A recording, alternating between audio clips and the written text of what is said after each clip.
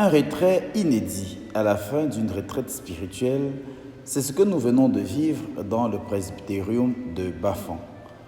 La dite retraite s'est déroulée du dimanche 8 au vendredi 13 octobre 2023 dans les locaux du centre pastoral Herbelé et Saron. Elle a connu la participation de tous les prêtres présents dans le diocèse de Bafan et d'un diacre.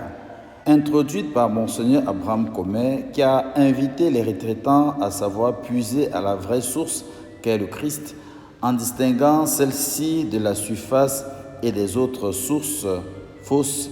Elle a été continuée par Monseigneur François Achille Eyabi, évêque du diocèse de Seka, venu entretenir les retraitants sur un thème évocateur, les prêtres, irradiation du visage transfiguré du Christ. Elle s'est malheureusement achevée sous une note triste, le décès des suites d'une longue maladie de Monseigneur Benoît Kala. Rien ne présageait ce départ, d'autant plus que les retraitants avaient une pensée pieuse pour tous les prêtres malades.